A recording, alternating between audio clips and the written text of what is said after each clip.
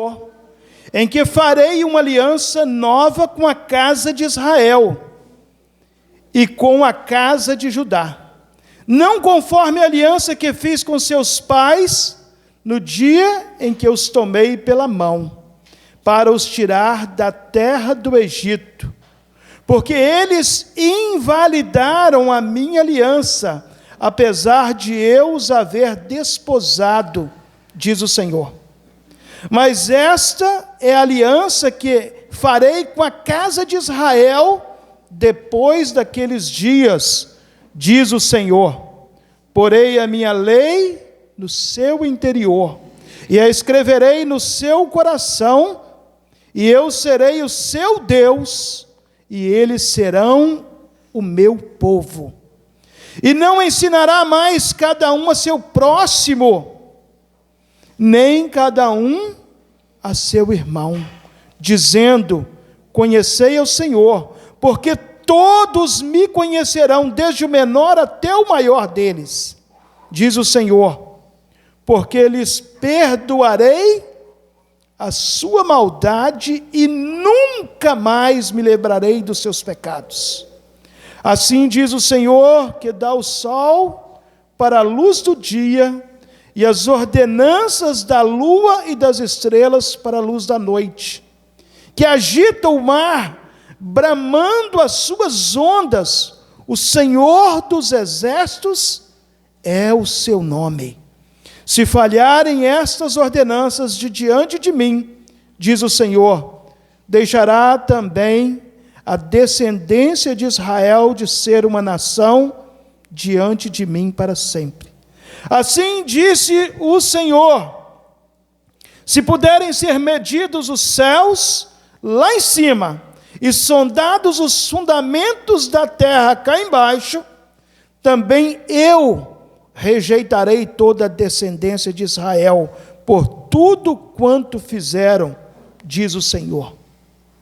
Eis que vem dias, diz o Senhor, em que esta cidade será reedificada para o Senhor, desde a torre de Ananel até a porta da esquina, e a linha de medir estender-se-á para diante dela até o outeiro de Garebe, e virar-se-á para Goa, e todo o vale dos cadáveres da cinza, e todos os campos até o ribeiro de Cedron, até a esquina da porta dos cavalos para o oriente, serão consagrados ao Senhor. Não se arrancará, nem se derrubará mais eternamente. Amém? Feche os seus olhos, vamos orar. Senhor, a tua palavra foi lida, e agora clamamos a misericórdia, a graça e a bondade do Senhor, para que o Senhor, em sua soberana vontade, diminua este teu servo e engrandeça o teu nome. Fale ao coração da tua igreja, Senhor. Fale ao coração de cada família, de cada pai, de cada mãe, de cada filho, para que as famílias do Senhor aqui reunidas continuem unidas, como um grande exército, marchando para a batalha final, no grande e glorioso dia em que o Senhor irá voltar para nos buscar. Assim nós oramos agradecidamente, no nome de Jesus. Amém, Senhor. Os amados podem se assentar. A maioria dos irmãos não me conhecem. Como o pastor já falou, meu nome é Leonardo. Eu sou pastor da Igreja Batista em Morada de Betânia, no município de Viana, há quase 20 anos. É o primeiro e único ministério meu, e o primeiro e único pastor deles. Então, por isso que a gente não troca, né? Ninguém conhece o outro. Eu não conheço outra igreja, eles não conhecem outro pastor, e assim a gente está levando feliz até hoje. Se Deus quiser, no final do ano a gente comemora ali os 20 anos de organização da igreja, e os 20 anos de ministério meu à frente daquela igreja. Estar com os irmãos nessa noite é um prazer muito grande. Foi-me pedido que falasse sobre pais e filhos. Tenho 2 filhos. Tentei trazer toda a família, mas só foi possível trazer a esposa. O filho mais velho estava fazendo compra, mas a esposa não podia vir. O filho mais novo chegaria do trabalho quase 19h, não teria como a gente esperá-lo. Então viemos eu e a esposa, e aqui estamos. Quero falar pouco de nós e mais da Bíblia.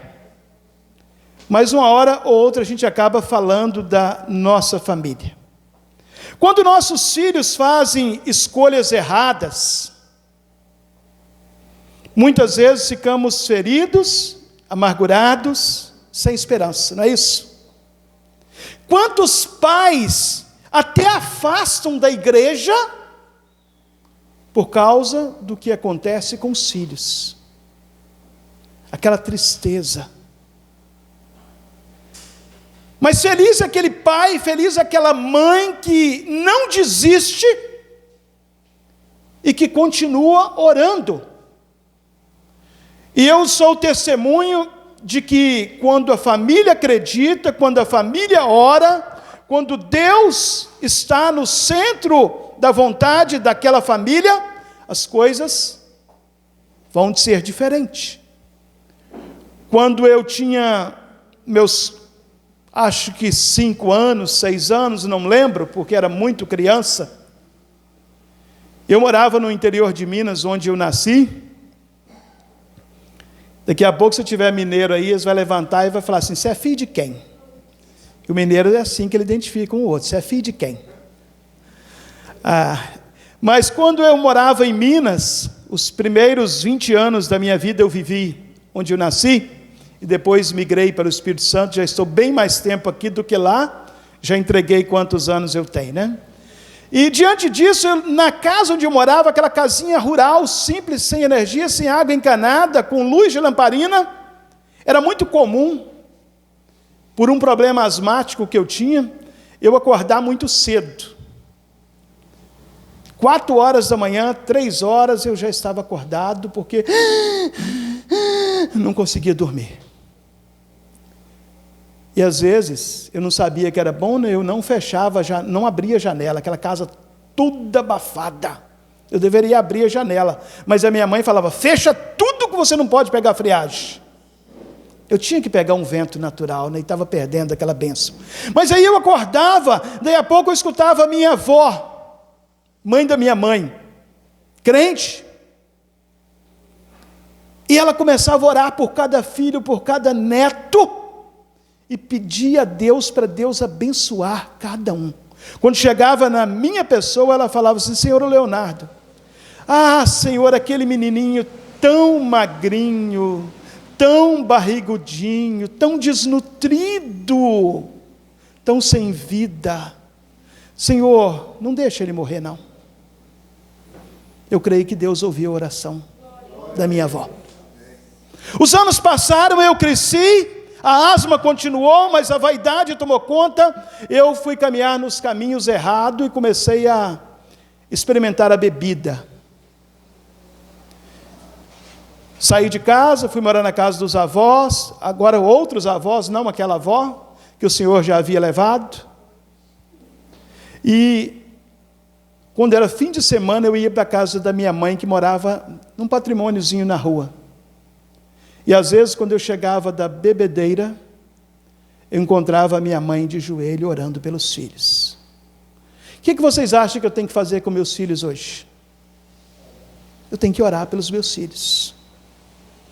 E se você tivesse chegado na minha casa hoje, às 5h30 da manhã, a primeira coisa que eu estava fazendo era estar ajoelhado, orando pelos meus filhos. Orando pelos netos que Deus ainda não me deu, mas eu sei que chegarão, não sei se eu os verei, porque eu não conheço o amanhã, mas sei que Deus me dará. Às vezes ficamos amargurados, feridos, sem esperança, por causa daquilo que os nossos filhos fazem. Minha avó não viu,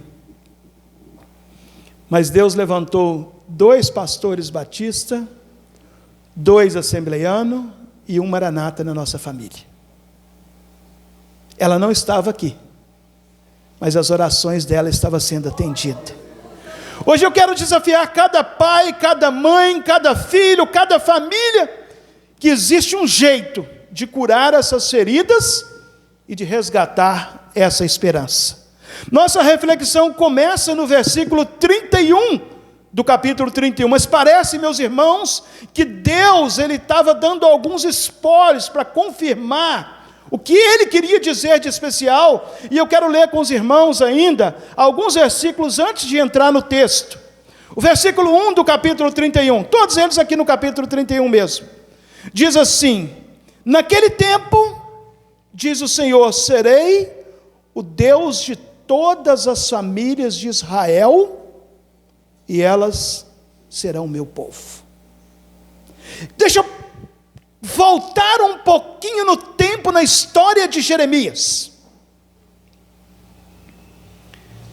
Este homem que foi profeta por mais ou menos 40 anos, durante o ministério profético dele, passou, alguns dizem 3, outros 4 reis, mas vamos pensar, vários reis em Israel e Judá.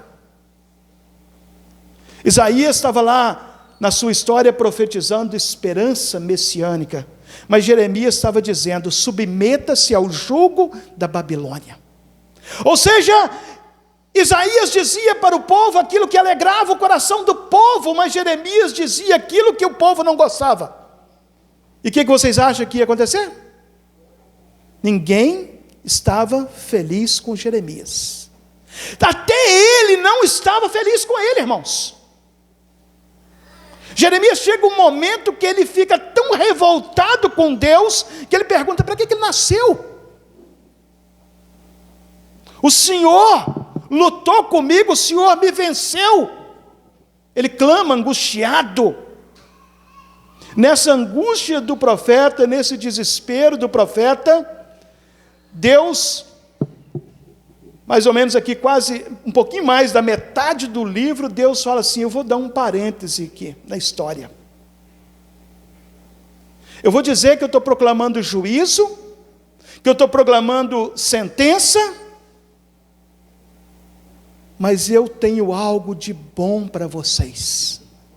E aí eu quero que os irmãos pensem comigo, que meus amados e abençoados irmãos, este mundo de bombas nucleares, de guerras acontecendo o tempo todo, esse mundo de inversão de valores, parece que tudo está errado, mas Deus abre um parênteses na história e revela para a igreja dizendo: eu estou no controle, eu sou soberano, eu não perdi o domínio da história, está tudo no lugar certo, eu continuo sendo o Senhor da história. Jeremias diz no versículo 1, como eu disse para os irmãos, que naquele tempo o Senhor ia dizer que Ele é o Deus de todas as famílias e elas serão o povo dEle. Deus é o Senhor da sua família? Deus tem cuidado da sua família? Ainda nos versículos 13, melhor dizendo, no versículo 9, o final dele diz assim: porque sou um pai para Israel, e Efraim é o meu primogênito. Deus está acendendo as luzes, Deus está mostrando no fim do túnel que existe esperança. E aí quando ele chega lá no verso 12, no finalzinho dele, ele diz assim: e sua alma será como um jardim regado, e nunca mais andarão tristes. Deus está dando pistas, vai melhorar, vai dar certo, eu estou aqui. Veja o verso 13: então a virgem se alegrará na dança, como também os jovens, os velhos, juntamente, e tornarei o seu pranto em alegria, e os consolarei, e lhes darei alegria em lugar de tristeza. Deus está falando assim: fiquem atentos, preste atenção, eu estou cuidando de tudo. E aí o texto continua dizendo, nós chegamos no verso 17, a palavra de Deus diz assim: e há esperança quanto ao teu futuro, diz o Senhor, porque os teus filhos voltarão para os seus termos. A luz começa a brilhar mais intensamente. Eu imagino o povo de Israel se levantando e falando assim: agora sim, nós conseguimos enxergar o poder de Deus. E aí ele chega no verso 20 e diz assim: não é Efraim para mim um filho precioso, criança das minhas delícias? Porque depois que falo contra ele, ainda me lembro dele solicitamente. Por isso, se comovem por ele as minhas entranhas. Deveras me compadecerei dele, diz o Senhor. Depois de dar toda essa luz, mostrar toda essa esperança que Deus estava dando para o povo, Jeremias então entra com uma proposta para dizer a todo o povo de Israel, e a igreja é o Israel de... tem que ser mais forte, tá? A igreja é o Israel de... a igreja é o Israel de Deus. Quando essa palavra chega para Israel, ela é para a igreja. E eu quero compartilhar com essa igreja, nessa noite, 4 verdades neste texto.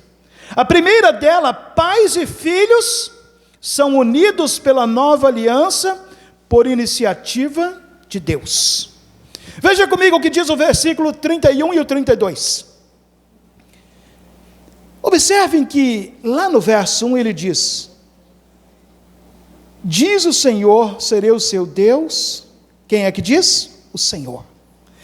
Essa palavra ela vai repetir do começo ao fim, diz o Senhor.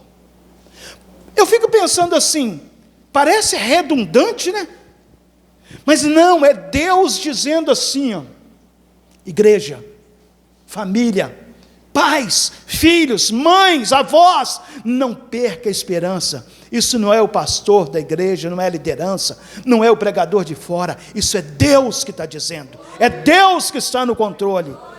E ele diz assim: eis que dias vêm, diz o Senhor, em que farei uma aliança nova com a casa de Israel e com a casa de Judá. Por que ele coloca Israel e Judá? Deus está mostrando assim: eu gosto da unidade. Deus gosta de família. Deus gosta de gente. O que ele deu como mandamento a Adão e Eva? Crescei, multiplicai e enchei a terra. É isso que Deus gosta. Deus gosta de pessoas, Deus gosta de famílias, Deus gosta de gente. Então ele fala: Israel, a casa de Israel e de Judá, e a casa de Judá. Deus está dizendo: eu quero o meu povo não como 2 povos, eu quero o meu povo como povo unido. Aí o texto, o versículo 32, ele afirma para nós: não conforme a aliança que fiz com seus pais, no dia em que os tomei pela mão, para os tirar da terra do Egito, porque eles invalidaram a minha aliança, apesar de eu os haver desposado, diz o Senhor. Pais e filhos são unidos pela nova aliança, não por escolha da família, não por escolha da igreja, mas por iniciativa de Deus. O que Jesus diz? Eu vim para buscar e salvar o que se havia perdido. Você é como, desculpa eu usar essa palavra feia, mas eu estou pegando emprestado de John Stott, então ela se torna bonita. Você é como um tatu, fugindo, você é caça. Jesus é o cão, caçador, e ele busca você. Você foge, você tenta esconder, você diz que não merece, você diz que não consegue, e deixa eu dizer uma coisa para você: literalmente você não merece, literalmente você não consegue. E você fala também: para mim não tem jeito. Não tem mesmo. se depender de mim e de você. Mas quando nós dependemos de Deus, todas as coisas são possíveis. Então, os pais e os filhos são unidos na nova aliança por iniciativa de Deus. É Ele que busca. O texto fala assim, vai vir dias. E não precisamos pensar muito não, que quando ele fala, eis que vem dias, ele está dizendo categoricamente, eis que um dia eu vou enviar Jesus na terra para salvar a sua família.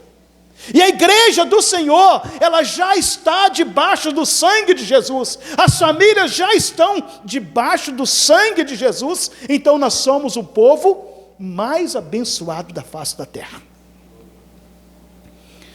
O texto diz que ele faz uma aliança, não é uma aliança qualquer.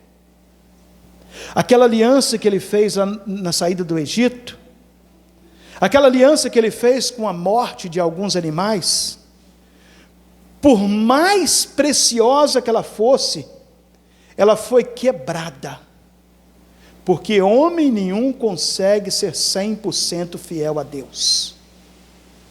Então homem nenhum consegue chegar na presença de Deus por esforço próprio. O que Deus fez? Vou fazer uma aliança pura, vou fazer uma aliança que ninguém consegue quebrá-la. Mas de onde virá essa aliança? Essa aliança que não tem defeito, essa aliança que ninguém consegue destruí-la, essa aliança que ninguém vai conseguir apagá-la. Essa aliança precisa ser feita por alguém que é perfeito. E o único que é perfeito, que cumpriu toda a lei, todos nós sabemos, é Jesus. E se Jesus fez essa aliança vai permanecer eternamente. Amém, igreja? Amém. Mas ainda quero compartilhar com os amados e abençoados irmãos uma segunda verdade.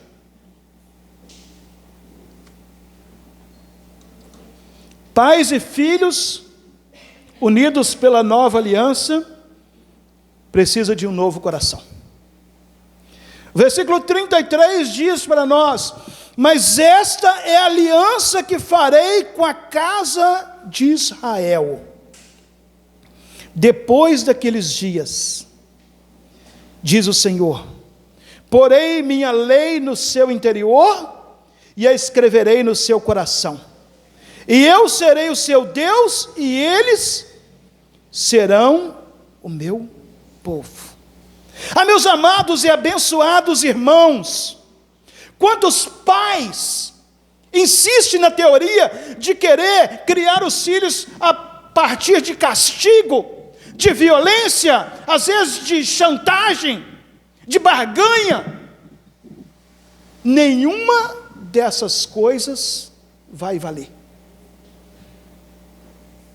Nenhuma dessas coisas vai resolver. A palavra de Deus diz muito claramente, essa aliança que farei com a casa de Israel depois daqueles dias, diz o Senhor, porei a minha lei no seu interior.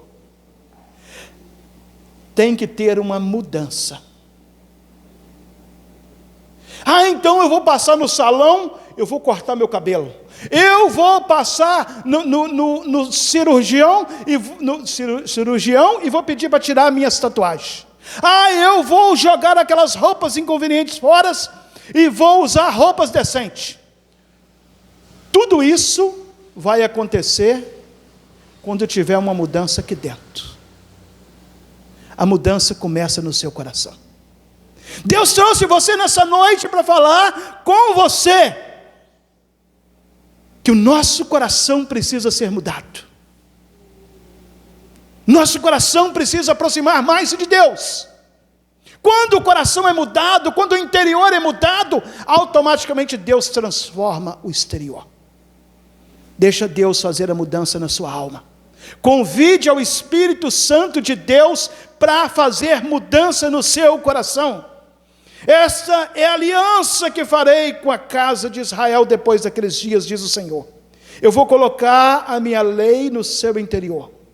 Eu vou escrever essa lei no seu coração. E eu serei o seu Deus, e eles serão o meu povo. Um pai, uma vez, pediu o filho. Essa história é muito famosa, um pregador famoso do rádio que contou ela, de repente alguém vai lembrar. Um pai falou com o filho assim: meu filho, agradeça a Deus pela janta. E o filho falou: papai, eu não estou a fim de agradecer, porque eu não gosto dessa comida. E o pai falou assim: mas precisa agradecer, meu filho, mesmo que você não goste, é a comida que Deus te deu. E o menino, na sabedoria dele, na humildade, disse: Senhor meu Deus, o papai pediu para mim te agradecer, mas eu confesso ao Senhor, eu estou triste porque só tem folhas na mesa e eu não gosto de folhas. Deixa eu fazer uma pergunta para você. Se você também não gostasse de folhas, e você estivesse comendo na casa do pastor, e o pastor pedisse para você agradecer, como é que você ia agradecer? Senhor, muito obrigado por esse precioso banquete. Essa oração estaria sendo sincera igual a daquela criança? Ou estaria sendo uma oração hipócrita? Por isso nós temos que ter essa aliança feita por Deus. O Pai, o Filho, a Mãe, precisa ter essa aliança dentro do coração. Quando a gente for agradecer, a gente vai agradecer com sinceridade. Quando a gente for orar, a gente vai orar com sinceridade. Mas ainda quero compartilhar com os irmãos uma terceira verdade. Versículos 34 ao 37. Pais e filhos unidos pela nova aliança, vivendo em uma nova dimensão. Diz os versículos 34 ao 37. E não ensinará mais cada um ao seu próximo, nem cada um ao seu irmão, dizendo: conhecei o Senhor, porque todos me conhecerão, desde o menor até o maior deles, diz o Senhor, porque lhes perdoarei a sua maldade e nunca mais me lembrarei dos seus pecados. Assim diz o Senhor, que dá o sol para a luz do dia e as ordenanças da lua, das estrelas para a luz da noite, que agita o mar, bramando suas ondas. O Senhor dos exércitos é o seu nome. Se falharem essas ordenanças de diante de mim, diz o Senhor, deixará também a descendência de Israel de ser uma nação de diante de mim.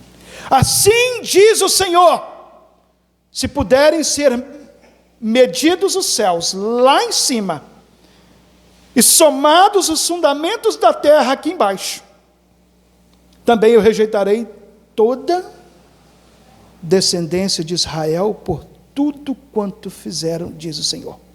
Deixa eu falar uma coisa para você, meu irmão e minha irmã. O que a Bíblia está dizendo para nós, o que Deus está dizendo para nós, que a partir do momento que você entrega a sua vida a Cristo, o texto diz aqui, lá no versículo 32, apesar de eu os haver desposado, diz o Senhor. Desposar é casar.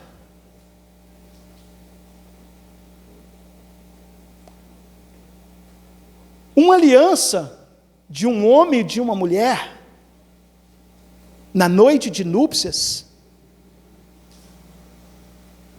ela só é perfeita se houver o sangue. Não é verdade? A moça é virgem, o rapaz é virgem, quando eles se unirem, o sangue será derramado. Houve o desposamento. E,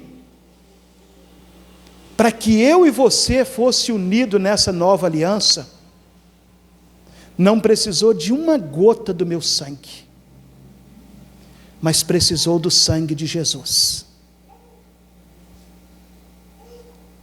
Vamos falar junto? Estamos debaixo do sangue de Jesus. Vamos junto? Estamos debaixo do sangue de Jesus. Essa é uma aliança maravilhosa. Essa é a aliança que Deus fez com nós. Olha, o que o texto vai dizendo para nós, não vai mais ser preciso de ensinar ao irmão: conhece o Senhor, porque todos conhecerão, desde o menor. Aqui Deus já está abrindo a janela da eternidade, já está mostrando o tempo que nós vamos viver na glória. E Deus está falando assim: eu vou provar para vocês o quanto eu os amo.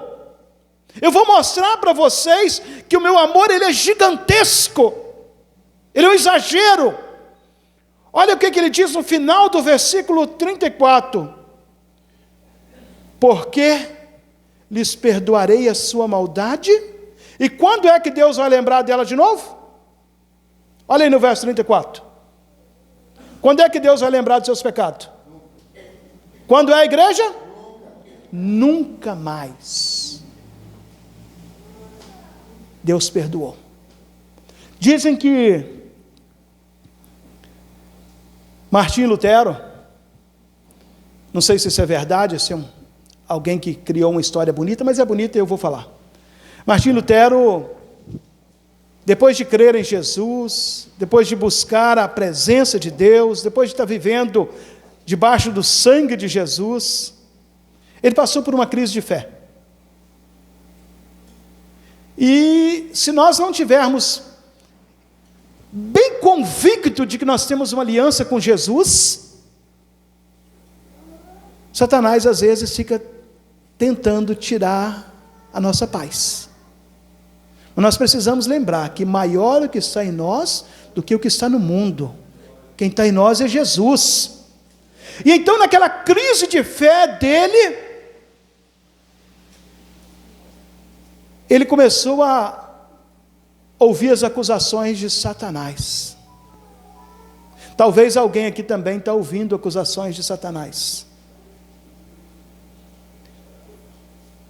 Coisa que aconteceu 10 anos atrás. Eu desobedeci o meu pai. Eu fui infiel à minha esposa. Eu não fui leal ao meu marido. Eu fui desleal para com o meu pastor, com a minha igreja. E aí Satanás começa a trazer isso à memória e falar: será se eu sou salvo? Será se eu fui perdoado? E aí o Lutero começou a anotar: eu menti, eu fui inconveniente, eu fui inconsequente. Ele foi colocando a lista. Tudo que o diabo ia mostrando, ele ia colocando. Aí, depois de orar bastante, ele falou assim: Satanás, você está errado a meu respeito. Eu sou muito pior do que todas essas acusações. A lista dos meus pecados são maiores. Elas são tão grandes, mas tão grandes, que eu nunca conseguirei pagá-los. Mas Jesus foi na cruz e pagou todos por mim. Eu sou perdoado. É isso que tem que ser o sentimento de uma pessoa que está em aliança com Deus. Eu sou perdoado. Os pais precisam aprender isso para criar os filhos. Os filhos precisam aprender isso para obedecer os pais. As famílias precisam disso para ser famílias segundo o coração de Deus. O texto continua dizendo para nós, verso 35, assim diz o Senhor que dá o sol. Aí do 35 ao 37, eu não vou ler para não cansar os irmãos, mas ele vai falar do sol lá em cima, da lua, e ele vai falar dos fundamentos da terra, ele vai falar de todas as estruturas, de todas as galáxias, de toda a criação de Deus, e vai fazer uma pergunta para nós. Você acha que algum dia o sol vai deixar de brilhar? Não. Como ele perguntou para Abraão, você acha que algum dia você consegue contar as estrelas? Não. Consegue contar as areias? Não. Você acha que a lua vai parar um dia de brilhar? Não. Você acha que o fundamento da terra vai um dia, de repente, parar e a terra vai parar de girar? Não. Então Deus falou assim, ó, se alguma coisa dessa for possível, aí há a possibilidade de eu esquecer de vocês. Então, meus irmãos, quando nós olhamos para o sol brilhando ao meio-dia, nós não devemos, que sol quente, nós devemos dizer, glória a Deus, Deus não esqueceu de nós. Quando a gente vê a lua de noite, não é só o romantismo do marido e mulher, é Deus mostrando, eu continuo cuidando de vocês. É Deus dizendo para nós que Ele está no controle de todas as coisas. E finalmente, quarta e última verdade que eu quero compartilhar com os irmãos, versículos 38 ao 40. Pais e filhos unidos pela nova aliança experimentarão uma completa restauração.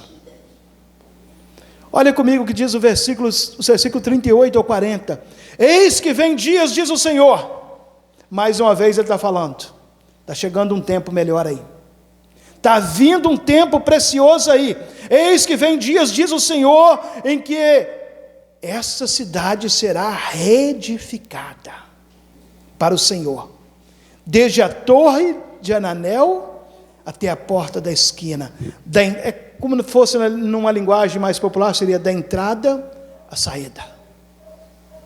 Deus está começando do dia que você nasceu ao dia da sua morte. Ele está cuidando de todos os detalhes para você. O texto continua dizendo, e a linha de medir estender-se-á diante dela até o outeiro de Garebe, e virar-se-á para Goa. Mais uma vez, ele está de uma ponta a outra da cidade, dizendo, eu estou aqui. E todo o vale dos cadáveres, da cinza dos campos até o ribeiro de Cedron, até a esquina da porta dos cavalos, para o oriente serão consagrados ao Senhor. Não se arrancará, nem se derrubará mais eternamente. Meus irmãos, esse texto está mostrando para nós que pais e filhos, unidos pela nova aliança, vai experimentar um tempo de restauração. Um tempo em que Deus vai fazer tudo novo. E esse tempo ele começou lá na cruz com Jesus. Eu e você tivemos o privilégio de nascer nesse tempo, porque ele já começou. Mas esse tempo vai acabar. Deus está trabalhando nós, como o Velho Testamento, o profeta diz, como um vaso na mão do oleiro. Deus está moldando nós, não para nós sermos melhores, mas para nós sermos mais parecidos com Jesus. Deus está moldando as nossas vidas, restaurando o nosso coração, curando as nossas feridas, nos dando um entendimento novo, para nós criarmos filhos para glorificar o nome dEle. Para nós sermos filhos que glorificam o nome dEle. Ele diz que vai chegar um momento, e eu amo essa cena do versículo 40, que ele diz assim, todo o vale dos cadáveres da cinza, e todos os campos até o ribeiro de Cedron. Sua família, meu irmão, sua vida, sua história, pode estar igual um cadáver, pode estar sem vida, pode estar fedendo, pode estar sem esperança, pode parecer que não tem mais jeito para você, mas a palavra de Deus diz, todo o vale da cinza, todos os campos, do ribeiro de Cedron até a esquina da porta dos cavalos, para o oriente, serão consagrados ao Senhor. Deus está dizendo que Ele restaura até aquilo que está na sepultura. Deus está dizendo que Ele dá vida até aquilo que todo mundo disse que estava morto. Deus tem um plano